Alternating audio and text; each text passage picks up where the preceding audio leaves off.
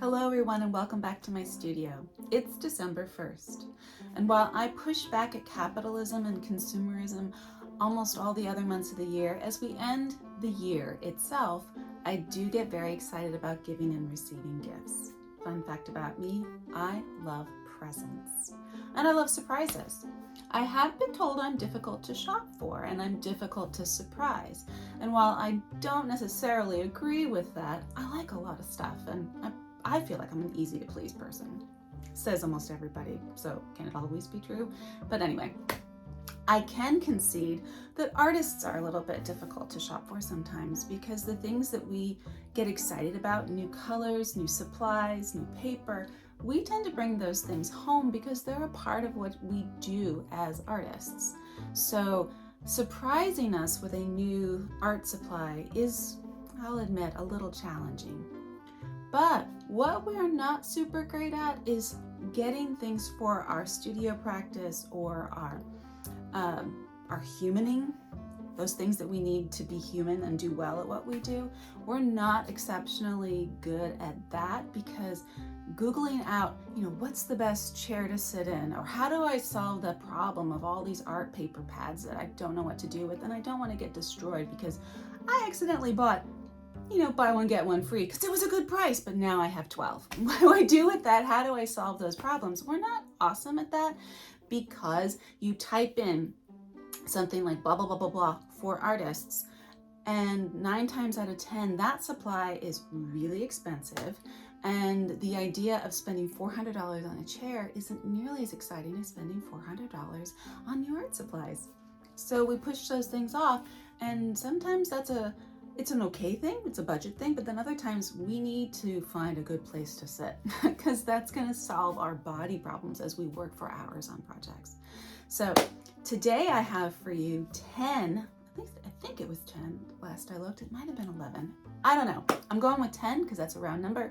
10 things, exciting things, I think, that you could buy for your artist or yourself or the people in your life that like to do creative things. 10 things that you could surprise them with that are not art supplies, but are fabulous in an art practice. Yeah, that's it. That's the intro. Let's get to the list. And after that, I guess, let's get gifting.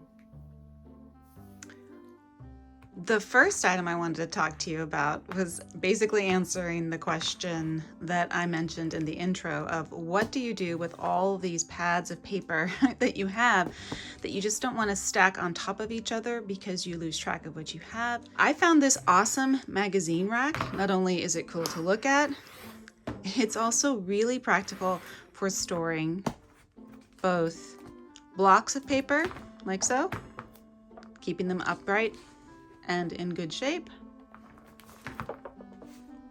pads of paper, any size pad, and it holds multiples at once, which is my favorite thing. And if you do have multiples, it keeps them in an upright position. And because of this little bar down here on both sides, and the fact that these go so high up, it keeps them from having any kind of weird incidences going on with shapes. You have to be careful when paper, especially if you're in a warm and humid climate like what I live in, you don't want your paper to be being pressed against something that's going to leave a mark, especially if you've been, if it's arches. This stuff is not cheap. What I also like about it too, and then I'm going to stop trying to sell you on this magazine rack that I'm so terribly excited about, it fits every size. So even though this pad is too tiny, really, it's a very small pad of Yupo paper, it fits nicely inside there, and it can be put right next to a much larger pad like that. I had to take this out of my closet. I'll show you a picture up in the corner there of what it looks like when it's in use because it's fully stacked. I absolutely intend to get myself another one of these babies because I'm always I'm kind of a paper hoarder. So first item, magazine rack that actually is sweet for pads of art paper. So the next few items on this gifting list of not art supplies for artists, these are more in the stocking stuffer kind of category. At least that's what I've heard folks call this kind of a gift, where it's not small, but it's significant, it's special, but it's not going to break the bank. And I'm kind of putting these both together in the same because they're both measuring tools. One is called a Helix Circle Maker. And yes, most artists have really great compasses. I have a great compass. I still love to use this Helix Circle Maker. I can pack it easily. It slides right into, like, in between a sketchbook page, so it can protect it. It's made of plastic, so obviously it would get broken if you were too rough with it. But it doesn't have a pointy end, so if you want to make circles on the go, you've got a nice safe thing to do it with. It's also really fun to use. It's kind of gives me that what was that thing that would spirograph? It gives me spirograph vibes, and it's super fun, and most artists probably wouldn't bring it home because they've already got a great compass.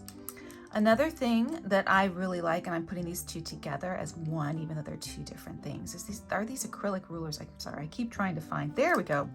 Now that's the right side up. These acrylic rulers by Omnigrid. This set does come with 3. There's a 6-inch ruler, but it is in a different box and I had a hard time finding it. So we're going with the 2. I knew exactly where they were. This particular kind of ruler is designed for quilters. I find it, because of its high visibility, the yellow and the black, when I'm measuring out something when I'm trying to be precise, I reach for these rulers every time above my metal rulers that I use for cutting, because I can see the numbers and I don't have to get frustrated. So here we go.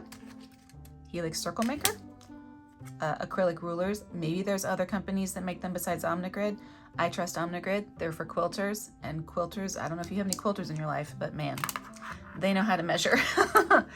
I know this next one, very shiny, a little bit of bling for your artist. It looks boring, but I guarantee you, your artist will thank you for getting you a box of X-Acto clip Bulldog clips. Why? We always need more of these. I love these. I don't know if you can see in there, but because if you don't clip any further than this, so better than the alligator clips, this is flat on both sides. This is smooth. So when you clip something to it, it's not going to leave an indentation on the paper, which to me, when I use those black ones, like the kind you find in office supplies, they always leave an indent on the paper, and I found that incredibly annoying. I found these X-Acto clips, I think they come in like a bag of 10 or 12. I use them all the time. And points, they're shiny and pretty. This is also kind of a most artists, I got too much stuff on my desk. Most artists probably like, I don't need a tabletop easel. I've got a real easel, or I have a really fancy easel that goes on my tabletop that has a drawer and can fit a nice tall canvas. This one can't. I said that too, and then these were on sale and I brought one home, and I couldn't have been more pleased with my smartness of her bringing this home for myself. You stick a canvas or a sketchbook right here, like I show you in this picture up here. Maybe it's over here. I hesitate to point when I say I'm going to put something in the video because I never know where I'm going to put it. So bear with my finger if it was pointing in the wrong direction. I use these all the time, as you can tell. I don't like to look over a table that has a flat sketchbook. This has solved this problem, so it is looking up at me while I'm looking at my easel and painting. I couldn't recommend it more. It's very inexpensive, super easy to put into a bag or a backpack, super fun. This next gift for artists is a little techie, and I'll be honest, this wasn't my idea. This was my partner's idea. Steve knows that I have issues with my hands and grip in the winter. I also have something called Raynaud's disease, where the circulation in all of my extremities begins to shrink and tighten, whether I'm stressed or it's cold or it's humid and cold. This is a pocket hand warmer, and it sets a degree and it starts climbing it up. It's by UGREEN. Oh, it's already starting to get warm, and that's kind of uncomfortable today since it's 70 degrees in Texas on December 1st. And I hold it. I just put it in my hands and I hold it for a little while, and then my fingertips call what I call come back online. Like today it's nice and warm, so they're nice and pink. When they're having a Raynaud's issue, they can turn a really scary looking white color or purple or blue. And I just hold this for a little while and it's a nice warm feeling. And then my fingers come back online and I just keep it charged year round, because sometimes I have these problems even during the summertime. And this helps me get my fingers back online so I can feel what I'm doing. Because there's nothing more unpleasant than creating art when you can't feel your fingertips. This particular tech item I found for myself. This is called a Wonder Boom, and I'm not going to turn it on for you right now. You're going to have to just trust me or go read some reviews for yourself. I love this little Bluetooth speaker. It is my favorite friend. I listen to it all the time. It has like 10 hours of battery life, and it works while you are charging it when you need to. It can be dropped from 10 feet up. It's waterproof. I use this all the time in the studio. This is an older model. It was, I think, probably about $50 when I got it. It was, I've had this for a number of years. But the new models, we love it so much, we bought 2 new ones. They are a little more expensive now than they were when I bought this first one. But the new models are also just as great, because this model is no longer made. They pair beautifully. These are our living room speakers. We just have so much fun with these. But yeah, one of my favorite things. I listen to podcasts, music. It is an absolute game changer to your sonic practice. I don't always like to have my AirPods in, and when I'm alone, I'm using my Wonder Boom. This is my favorite studio companion. The next thing on my gifting of artists' non-art gifts is my UGREEN iPad stand. I have no idea why they call their company UGREEN. It's not green, it's made of metal, and it's incredibly sturdy. I use this for my iPad because I use my iPad all the time in my art practice for looking at reference photos, for taking classes online or having communications online. And I like that this raises up. It can even go up a little bit higher. I just have it where I like to have it. It's very sturdy. It can come all the way forward so I can have a nice view of my reference photo if I'm working from a reference while I'm standing over at my easel. I have to say, I want to be honest with y'all, I do put a little extra weight on it. Do I have to use this weight? No. I mean, I've tested it because this is a very expensive piece of technology. I don't risk it. I put an extra weight. It's absolutely not going anywhere. And it's incredibly, what's the word I want to look for? This is stiff. So once you put it in its orientation, it stays there. I always like to add a little extra weight because it makes me stop worrying. And if that's all it takes to make me stop worrying, that's a good deal. Okay, this next item is going to be a little awkward, but you got to see it in action. This also was a gift from Steve, I think last Christmas.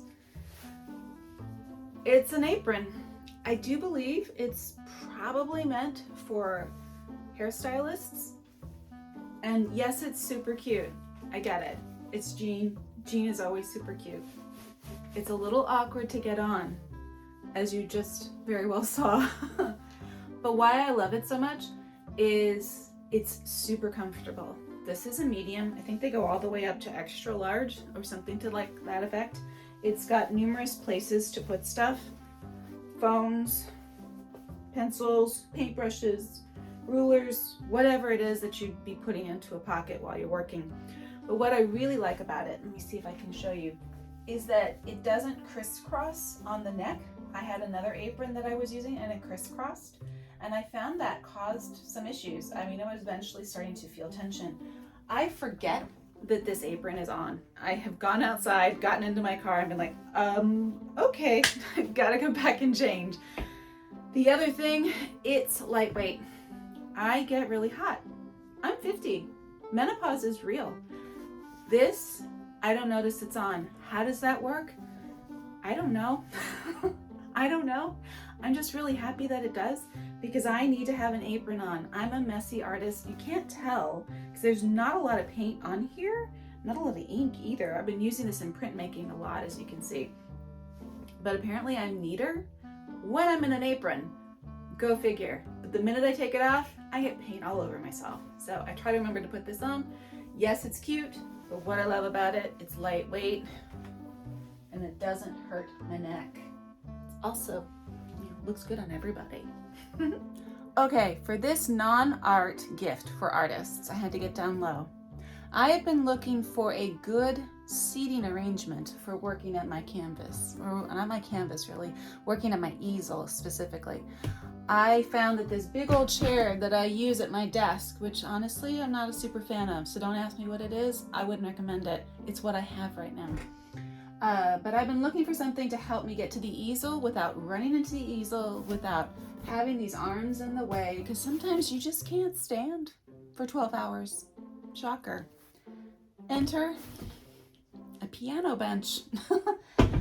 A piano bench. How did I find this out? My son, when he was away at school, he has a piano in his room, an electronic piano, and it had a bench. And I got really, really, really frustrated working on a very long-term painting assignment that I had to finish for school. Can you see this? Let's see. I take this stool and I sit like this, but I take this bar that's one of the feet, and this stool is adjustable. I have it as its height, and it goes right in between. Let me see if I can do one more. Can you see that? There you go. It goes right in between the stability bar of my easel, and then you move this back up. I can paint. I find it to be, woo, gotta lean back. This is the craziest filming video I've ever done. I can lean into my canvas. I like to get close sometimes. I can lean into my canvas, work on my piece. I have my lower body in good form, and I don't hurt at the end of the day. Added benefit, this is one of those benches that is used for electric pianos. It's not expensive. This isn't a concert bench. This is like you're playing at a bistro and you need to be able to bring your piano and your stool with you. So it's like $40. Guess how much artist stools are? Not $40. The final thing on my non-art gifts for artists is a bag. It's by J-Ring, and I can't take credit for having found this either. One of my dear friends, Lisa, she's also an artist, she found this bag online and convinced me by watching her use it, like, we need this, artists need this. It's not exciting to look at, but it's got massive amounts of space. It's really great for fitting in large sketchbooks. I put in, gosh, it's taking me a long time to fold. I put in my easel, my water bottle, etc., etc., etc. For going to class, for going to paint outside, for even just if I wanted to go and do some art in another room and I don't want to take loads of stuff out of my studio. Then on top of that, it's got these great handles for regular carrying. This shoulder strap, which I love, especially if you're carrying a palette or a canvas, because that's what you do as you're an art student. But it has all of these pockets all over the place. And I stick pencil packs in there. I stick erasers, spray bottles, paint, lots and lots of paint. As you can tell, I am in process of a lot of different projects right now as school's coming to an end, so my studio is thoroughly messy. I was thinking about cleaning it before filming this video, and I'm like, I don't have time. And yeah, I am so happy that I bought this, even though, like I said, it's not terribly exciting to look at, but it was inexpensive. I think it's really designed for folks that perhaps want to, like, this would be probably good for knitting. It doesn't, I guess it didn't have a specific purpose. You could use this for any kind of activity. I use it for art, and I found it to be indispensable this semester. And that's my list. 10 non-art gifts for artists. If you found it gifting inspirational, please give it a like. If you think somebody else might find it gifting inspirational, share this video with them. It really helps my channel, it helps the views, and I couldn't be more appreciative. Thanks for watching, and I will see you in the next video.